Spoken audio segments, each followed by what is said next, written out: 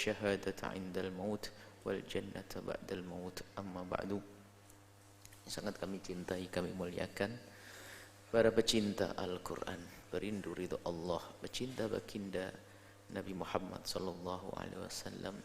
Alhamdulillah, kita diberi kesempatan oleh Allah untuk melanjutkan tadabbur kita, renungan kita kepada firman-firman Allah Subhanahu wa taala. Kita sudah sampai kepada surat Al-A'raf.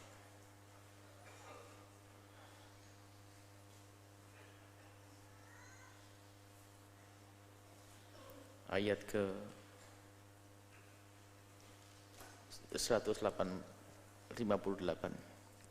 A'udzubillahi minasyaitonirrajim. Bismillahirrahmanirrahim.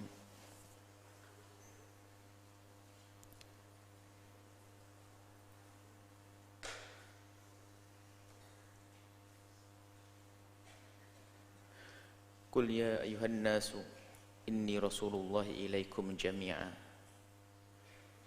alladzi lahu mulkus samawati wal ard la ilaha illa huwa yuhyi wa yumit fa aminu billahi wa rasulihi an-nabiyyil ummiyil ladzi yu'minu billahi wa kalimatihi wattabi'uhu la'allakum tahtadun.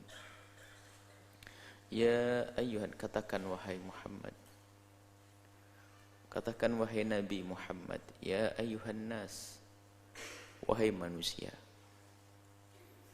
Yang diseru oleh Nabi adalah semua, ya ayyuhan nas, yang merasa dirinya adalah manusia, kulit hitam, kulit putih, Arab dan orang di luar Arab. An-nas di sini terbatas kepada orang-orang mukallaf. Dari orang-orang mukallaf, yaitu mereka yang berakal, mereka yang faham khitab, faham, atau orang yang berakal. Orang gila tidak diseru. Kemudian yang sudah usia baligh, yang kedua, kemudian ketiga, selamat pendengaran atau penglihatannya, yang keempat, sampainya dakwah ini. Kalimat ya ayyuhan nas, seruan dari Allah. Kalau sudah seseorang itu, dia itu berakal, kemudian dia itu usia baligh, kemudian dia itu bisa mendengar atau bisa melihat, lalu mendengar khitab, seruan dari Allah, mendengar agama, mendengar seruan dakwah, maka dia sebut mukallaf, maka wajib dia menerima Islam. Kalau tidak menerima Islam, maka dia namanya kafir, orang yang tidak menerima Islam. Jadi tetap dengan agamanya. Jadi orang yang punya agama selain Islam, kemudian mereka tidak mau menerima Islam, namanya kafir. Jadi kafir itu yang tidak menerima Islam.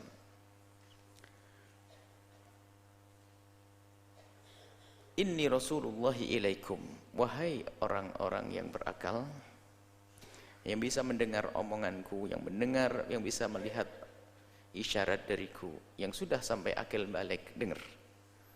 Inni rasulullahi ilaikum, aku adalah utusan Allah untuk kalian semuanya. Jami'a. Jadi kalimat jami'a ada hubungannya dengan an-nas, bahwa Nabi diutus untuk semua kalangan. Kalau Nabi terdahulu diutus untuk kaumnya, Nabi Hud untuk kaum Thamud dan seterusnya misalnya. Tapi kalau baginda Nabi jami'an, semuanya. Jadi orang di ujung negeri sana nabinya Nabi Muhammad. Dan nanti pangkatnya pun juga tergantung kedekatan seorang hamba kepada Nabi Muhammad. Bukan berarti yang tempatnya jauh dari Nabi Muhammad lalu nanti di akhirat tempat duduknya jauh dari Nabi, enggak. Siapapun yang lebih dekat dengan Nabi dengan hatinya di dunia mengikuti syariat Nabi Muhammad, itulah mereka nanti yang bakal dekat. Jami'an, Nabi diutus untuk semuanya. Alladzi lahu mulkus samawati wal ardi. Utusan Allah yang menciptakan Allahnya, yang memiliki segala kerajaan di langit dan di bumi. Maksudnya semuanya adalah milik Allah.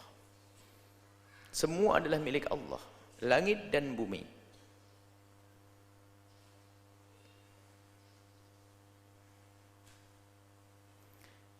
La ilaha illa huwa, dan tidak ada Tuhan kecuali Allah.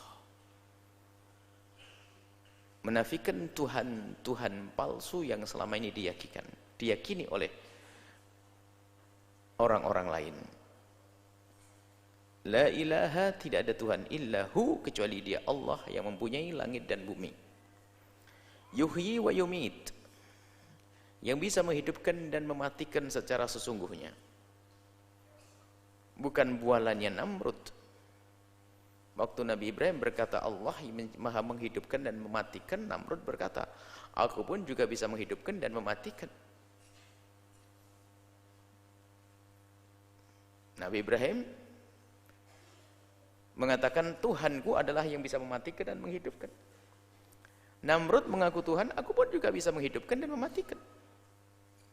Didatangkanlah dua orang, yang satu dibunuh, yang satu dibiarkan. Kata Namrud, aku telah mematikan dia dan aku telah menghidupkan yang satu. Nabi Ibrahim mengatakan, Allah telah mendatangkan matahari terbit dari timur, dan terbitkanlah matahari dari barat kalau bisa engkau. Fabuhital ladzi kafar. Maka bingung Namrud, nggak bisa. Kalau memang bisa, Tuhanku adalah yang bisa menerbitkan matahari dari timur. Sekarang giliranmu Namrud terbitkan matahari dari barat. Ini. Karena Namrud tidak memiliki langit dan bumi. Bahkan memang keberuntungan orang yang berpikir berakal sehat itu mudah untuk beriman kepada Tuhan Allah yang menciptakan langit dan bumi. Karena apa? Semua daripada raja-raja yang mengaku Tuhan, mereka tidak pernah berkata kalau mereka menciptakan matahari, tidak pernah menciptakan rembulan, tidak pernah menciptakan langit. Biarpun itu Firaun yang barusan minggu-minggu yang lalu kita bahas kisah Firaun pun yang mengaku Tuhan pun tidak pernah berkata kalau dia menciptakan matahari atau menciptakan rembulan. Karena sadar mereka tidak pernah menciptakan. Bahkan dia sadar kalau mereka sadar kalau mereka bukan Tuhan.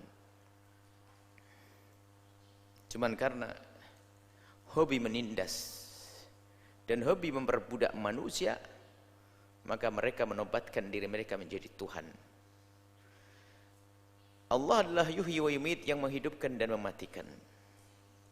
Fa'aminu, wahai manusia, berimanlah engkau billahi, kepada Allah, wa rasulihi, dan utusan Allah, an-nabi, seorang nabi al-ummi, yang tidak bisa membaca.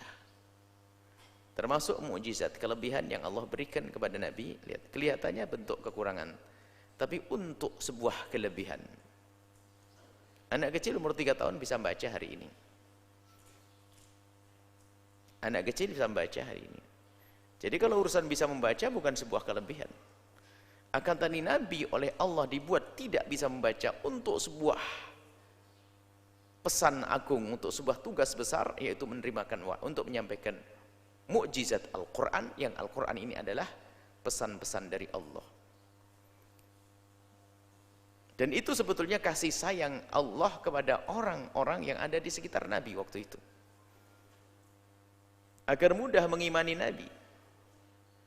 Kalau Nabi masyhur pandai membaca dan pandai bersyair, pandai mengarang cerita, di saat Nabi menjadi Nabi, maka mereka susah untuk percaya. Akan tapi mereka semuanya tahu kalau Nabi Muhammad tidak bisa baca dan tulis. Kemudian kok tiba-tiba membawa Al-Quran yang luar biasa dahsyat dengan kandungan-kandungannya, kalimat-kalimatnya agung. Maka sebetulnya bagi mereka yang berakal, Mereka akan berkata, ini bukan main-main, ini bukan, Muhammad tidak pernah punya cerita kalau Muhammad pernah belajar dari seseorang. Muhammad tidak pernah cerita dia adalah pernah ngarang novel, ngarang sebuah kisah. Muhammad tidak pernah cerita menulis syair. Tapi kenapa dia bisa mengucapkan kalimat-kalimat yang lebih dahsyat daripada syair? Dan penuh makna. Bahkan tidak sampai di situ, pembesar-pembesar Quraisy waktu itu yang mereka adalah pakar atau pujangga-pujangga handal, ditantang untuk mendatangkan satu ayat seperti dalam Al-Quran, nggak akan bisa. Nggak mampu mereka. Nah, ini adalah muqaddimah. Dan Nabi dijadikan ummi, itu kasih sayang Allah kepada kita. Jangan kasih sayang Allah kepada kita, kita jadikan bahan ejaan untuk Nabi. Itu kasih sayang Allah kepada kaum waktu itu, agar mudah mempercayai Nabi Muhammad SAW. Sehingga mereka tidak banyak bertanya Nabi Muhammad. Itu Nabi Muhammad ngambil dari mana? Bahkan itu pun Nabi Muhammad yang dalam keadaan dihadirkan Allah dalam keadaan ummi, masih ada tuduhan-tuduhan dari kaum luar Islam, orientalis, bahwasanya Nabi Muhammad itu mengambil ilmu dari pembesar-pembesar Romawi. Karena pernah bertemu kemudian belajar mengambil ilmu dari sana, padahal tidak pernah ada urusan Nabi dengan mereka. Ummi alladhi yu'minu billahi wa kalimatihi, hamba yang buta huruf dan beriman kepada Allah. Wa kalimati, kalimat ini adalah mukjizat dari Allah, termasuk di dalamnya adalah Al-Quran. Wattabi'uhu, maka ikutilah dia wahai manusia, la'allakum tahtadun, niscaya kalian semua kalau mengikuti mereka akan menjadi hamba-hamba yang mendapatkan hidayah. Jadi pintu hidayahmu hanya melalui pintu Nabi. Sampai hari ini pun berlaku. Kalau Anda ingin mendapatkan hidayah, carilah Nabi Muhammad, carilah ajaran Nabi Muhammad, baca ilmu Nabi Muhammad, bergurulah kepada Nabi Muhammad, maka saat itulah Allah akan kirim hidayah kepada Anda. Tidak ada hidayah kecuali melalui Nabi Muhammad.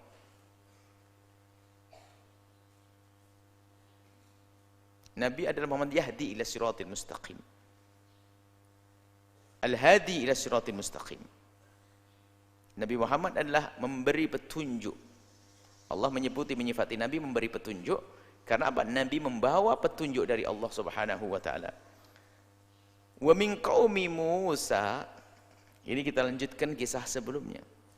Dan di antara kaumnya Nabi Musa, ada kaum Nabi Musa yang Masya Allah, bangkangnya, bandelnya tidak karu-karuan. Tapi ada kaum Nabi Musa, wa min qaumi Musa ummatun yahduna bil haqqi wa bihi ya'dilun. Ternyata ada juga kaum Nabi Musa yang mereka yahdun bil haqqi, mengajak orang, memberikan petunjuk, memberikan taujihat, pengarahan kepada orang bil haqqi, dengan membawa kebenaran. Wabihi, dan dengan kebenaran yang mereka ketahui itulah ya'dilun. Mereka menjalankan tugas hidup dengan adil, tidak melakukan kezaliman. Nah, umat Nabi Musa ini ada yang pertama, yang bersama Nabi Musa tidak menemui Nabi Muhammad, bersama Nabi Musa tidak menemui Nabi Muhammad, iman kepada Nabi Musa dan iman kepada Nabi Muhammad. Sampai mati mereka lah orang selamat. Yang kedua adalah tidak menemui Nabi Musa dan tidak menemui Nabi Muhammad, akan tapi mereka ada yang beriman kepada Nabi Musa dan beriman kepada Nabi Muhammad. Mereka adalah orang yang selamat. Selamat. Yang ketiga adalah bertemu Nabi Muhammad, kemudian mereka beriman kepada Nabi Musa dan beriman kepada Nabi Muhammad, orang Yahudi, dan mereka lah orang-orang selamat. Ini golongan yang selamat. Seperti Abdullah bin Salam ada. Jadi orang-orang Yahudi itu ada, ini disebutkan min qaumi, min, sebagian ada dari kaum Nabi Musa. Tidak semuanya adalah lepas daripada kebenaran. Memang ada pembangkang-pembangkang pada zaman Nabi Musa, tapi jangan dipukul rata. Ada juga di antara mereka yang punya keinsafan, yang dipilih oleh Allah menjadi penerus kebenaran yang dibawa Nabi Musa. Sampailah Abdullah bin Salam misalnya. Abdullah bin Salam adalah dari mereka. Tapi Allah berikan hidayah kepada mereka ini.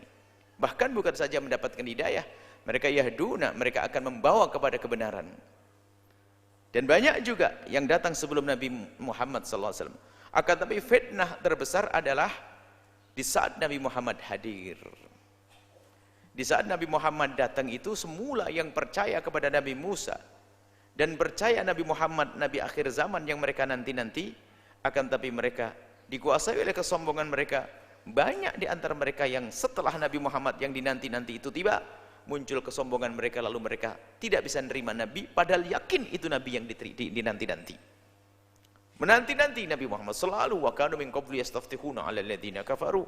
Bahkan di dalam segala kesibukan, ada keadaan berat, peperangan dan lainnya, mereka selalu menyebut nama Nabi akhir zaman. Kalau seandainya aku bertemu Nabi akhir zaman, niscaya aku akan bantu dia. Aku akan dapatkan kemenangan dengan dia, karena kabar gembira yang ada dalam Taurat adalah Nabi Muhammad membawa kemenangan. Jadi mereka berhayal kalau ketemu Nabi Muhammad dan bergabung dengan Nabi Muhammad dan akan mendapatkan kemenangan dengan Nabi Muhammad SAW. Dan mereka juga mengetahui tentang ciri Nabi Muhammad. Lahirnya di kota Mekah, nanti akan terus semua ciri-ciri itu disebutkan dalam kitab Taurat. Ya'rifunahu kama ya'rifuna abna'ahum.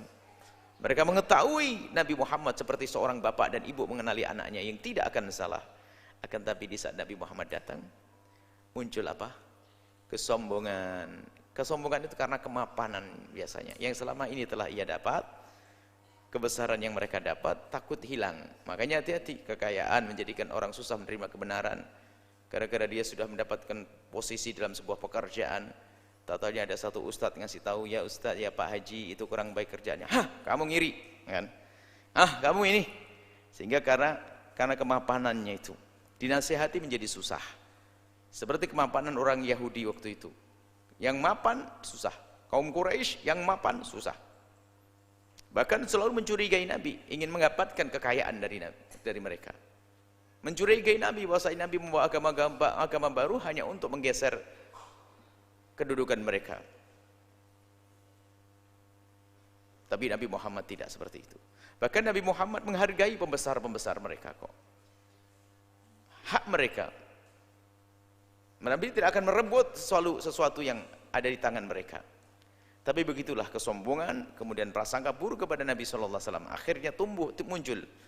Takut kedudukannya hilang, posisinya hilang. Dan orang Yahudi pun seperti itu waktu itu. Mengerti Nabi Muhammad itu benar. Mengerti Nabi Muhammad itulah Nabi yang dinanti-nanti. Pun pada akhirnya mereka tidak bisa menerima. Dan sifat itu akan berlaku bukan saja kepada orang Yahudi, kepada siapapun yang membesarkan kesombongannya, kebenaran yang Allah kirimkan, kebenaran yang Allah yang Maha Kasih kirimkan, Allah Maha Kasih, selalu penuh kasih sayang dengan hambanya. Kebenaran yang Allah kirimkan akan ditolak. Allah itu Maha Kasih, kadang kebenaran dikirim kepada kita melalui pembantu kita yang ada di rumah kita. Bahkan seorang guru pun kadang mendapatkan kebenaran dari seorang murid. Bahkan mungkin kita ketemu di pinggir jalan tanpa sengaja, ada orang yang tidak pernah kita perhatikan keadaan dia, tapi ternyata dia datang membawa pesan kebenaran. Cuman karena kita dikuasai oleh kesombongan. Belajar pun harus, kalau tidak orang terkenal, tidak mau. Kiai kampung saya nggak mau. Apalagi dia seorang yang sudah bergelar, jabatan tinggi, ngaji susah. Lihat aja. Kalau sudah diberi oleh Allah banyak kekayaan, jabatan, susah ngaji. Ngajinya pun ada ngajinya orang kaya. Kalau ngajinya orang biasa, orang awam nggak mau, ini fitnah. Sombong dengan ibadah ngajinya Pak Haji, kelompok jamaah haji. Nih, kalau bukan jamaah haji nggak mau ngaji. Nah, hati-hati. Sombongan, musibah. Lihat aja ini, berapa pejabat yang ada di sini? Hah? Makanya beruntunglah pejabat yang ikut ngaji di sini. Ini termasuk pejabat yang nggak sombong ini. Yang kaya di sini orang kaya nggak sombong. Yang lain pada di mana? Dijawab ngaji di tempat lain. Alhamdulillah. Kita tidak perlu prasangka buruk. Hanya awas wanti-wanti ini. Kesombongan, kelebihan yang Allah berikan kadang menjadikan dia sombong. Dia mungkin seorang profesor, doktor dalam satu disiplin ilmu tertentu. Suruh ngaji sama kiai kampung, males dia. Sorry ya.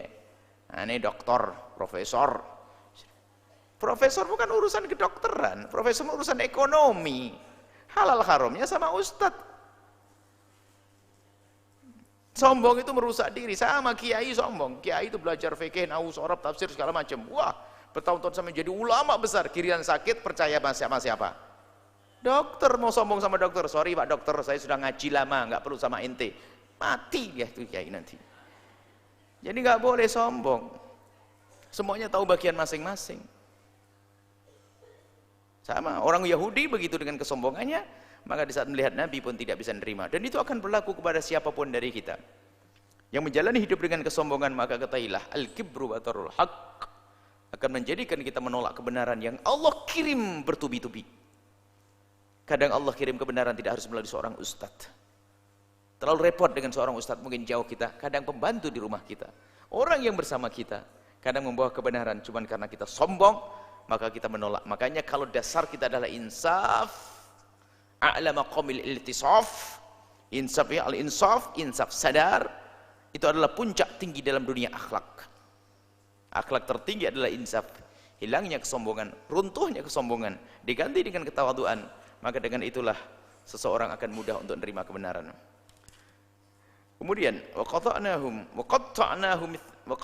itsnatai 'asyrata asbata umama. Dan Allah Subhanahu wa taala telah menjadikan pengikut Nabi Musa itu menjadi 12 suku. Ada 12 suku. Begitulah Allah buat 12 suku. Wa auhayna ila Musa idis tasqahu qaumuhu an idrib bi'asakal hajar. Masya Allah, pengikut Nabi Musa di saat mereka kehausan, nggak ada air, minta Musa pengen air, kan bisa saja Allah turunkan hujan, kan begitu. Tapi enggak, Allah menyuruh Nabi Musa pukul itu batu. Kok batu? Dipukullah batu. Fambajasat minhu 12 aina. Batu dipukul mengucur air 12 keran air. 12. Qad alima kullu unasi mashrabahum. Semua orang tahu, setiap kaum sudah tahu masing-masing bagiannya, sehingga mereka tidak akan berebut. Ini adalah mukjizat juga, dan mukjizat Nabi ada hubungannya dengan waktu Nabi dikejar oleh Fir'aun lalu menyeberang apa? Menyeberang Laut Merah. Jadi ini kebalikannya. Laut dipukul oleh tongkat Nabi Musa, kemudian terbelah menjadi seperti batu yang tidak tembus air. Sekarang batu dipukul menjadi air. Ini mukjizat. Mukjizat Nabi Musa alaihissalam. Jadi waktu nyeberang Nabi Musa itu adalah memukul air sampai air yang cair ternyata membatu, kayak tembok begitu. Sehingga waktu Nabi berlalu, Nabi Musa ingin memukul lagi. Dia kata kalau biarkan saja. Sampai Fir'aun masuk ke dalam, kembali tumpah itu air. Dan sekarang batu yang tidak lazim keluar air dari dalamnya dipukul oleh Nabi Musa, keluarlah air.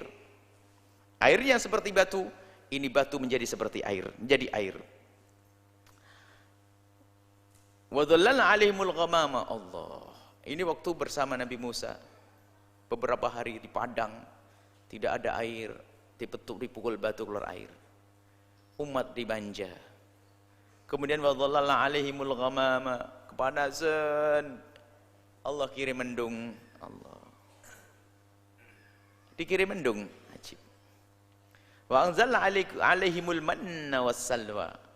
Kemudian Allah turunkan seperti embun begitu, seperti sesuatu yang putih bersih. Kalau nyangkut di sesuatu itu akan menjadi cairan yang manis, lezat. Sampai lebih lezat dari madu. Jadi dia bisa mengambil, kalau seandainya tangan dia begini-gini itu akan datang kemudian diminum, itu manis sekali. Manis yang seger. Seperti madu manisnya. Tapi kalau madu mungkin ada yang merasa serak ya. Pokoknya seger deh, gitu. Jangan khawatir, lebih enak di surga nanti insyaallah.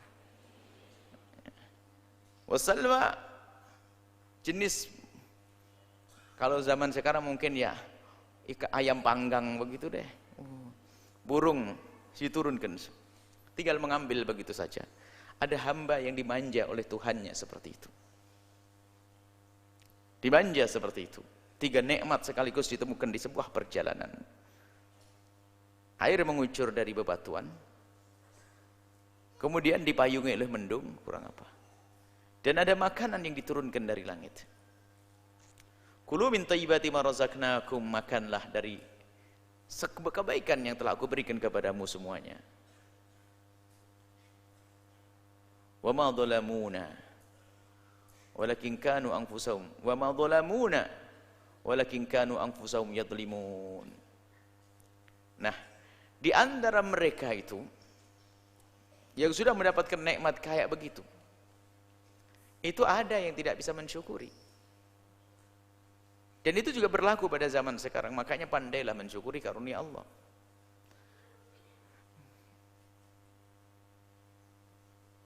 Anda bisa beli ikan panggang, nggak usah nunggu turun dari langit. Sambal pedas ini, ya bisa bikin ayam panggang di rumah.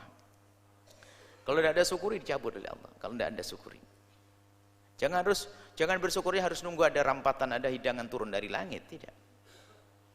Anda bisa merenungi itu diri Anda sendiri dari firman Allah ini. Ada di antara orang-orang yang diberi oleh Allah kenikmatan, akan tapi mereka tidak menyadari itu nikmat. Kenapa? Sudah terbiasa dengan nikmat, tidak menyadari itu nikmat, jadi biasa. Namanya orang nggak tahu diri. Coba kalau ada orang, misalnya, ini sebuah contoh saja. Kalau ada orang setiap hari kita beri, kita stop, dia marah. Loh, kenapa nggak diberi saya? Loh, aneh. Kita beri. Di stop, marah. Atau orang diberi tidak pernah sadar, kalau sudah biasa. Ya biasa, nggak pernah mensyukuri. Makanya sebetulnya nikmat semakin banyak kita dapat itu menjadikan kita lalai kalau tidak betul-betul kita jaga hati kita. Sehingga yang disyukuri hanya nikmat-nikmat yang kelihatan saja. Dia tidak sadar nikmat-nikmat yang lain. Maka pandai bersyukur itu penting sekali. Kalau ada orang tidak mensyukuri nikmat Allah, wa ma dhalamuna, mereka tidak berbuat zalim kepada Allah. Allah tidak rugi kok, nggak akan mengurangi kebesaran Allah. Kalau ada seorang hamba diberi oleh Allah karunia, kemudian tidak bersyukur kepada Allah, nggak akan merugikan Allah. Akan tapi walakin kanu anfusahum yadhlimun.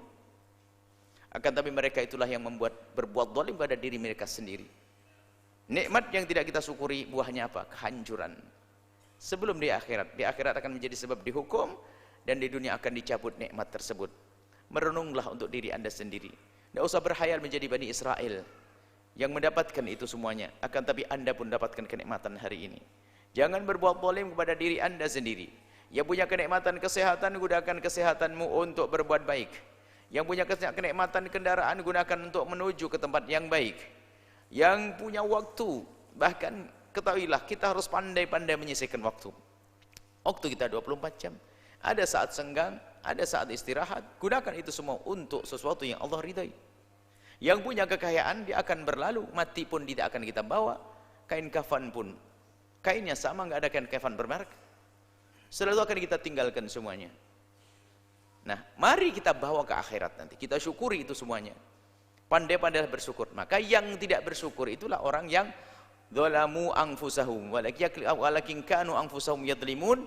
Orang yang tidak mensyukuri nikmat Allah itulah orang yang berbuat zalim. Imamnya siapa? Imamnya adalah kaum Bani Israel waktu itu. Sudah beri nikmat begitu jelas-jelas, itu masih melanggar. Imamnya mereka. Maka ayo kita biasakan syukuri. Yang punya suami syukuri, hormati, muliakan. Yang punya istri disayang, dihormati. Terus itu karunia dari Allah Subhanahu wa taala. Jangan nunggu dicabut itu nikmat. Jangan nunggu nikmat itu berubah menjadi murka Allah Subhanahu wa taala. Inilah yang bisa kami hadirkan pada kesempatan ini. Semoga kita bisa belajar dari mereka. Kaum-kaum Bani Israel, ada di antara mereka yang tetap dalam pendirian keimanan. Kaum Nabi Musa, yang tetap pendirian dengan keimanan sampai datang Nabi Muhammad, sampai mereka mati dalam keadaan iman. Dan ada di antara mereka yang membangkang karena kesombongan mereka, dan kisah itu pun akan berlaku kepada kita. Kalau kita membiarkan kesombongan kita menguasai kita, maka ketahuilah kesombongan ada sebabnya ya. Saya tambah sedikit, kesombongan ada sebabnya. Sombong karena harta, sombong karena tahta, sombong karena kelebihan yang Allah berikan kepadanya, sombong karena ilmu, sombong karena nasab. Aku anaknya dia. Dia seorang alim misalnya. Yang alim kan bapaknya. Anaknya masih bahlul ngaku alim, enggak berlaku. Makanya kalau sudah anaknya orang kaya, anaknya pejabat, anaknya orang alim, maka biasanya ini adalah kalau sudah sombong susah diajari. Ngajinya malas, belajar malas. Karena dia merasa dirinya adalah orang yang terhormat, diberi kelebihan, maka itu adalah kehancuran bagi dia. Maka pandai-pandailah mensyukuri nikmat Allah yang Allah berikan kepada kita. La in syakartum la azidannakum. Kalau engkau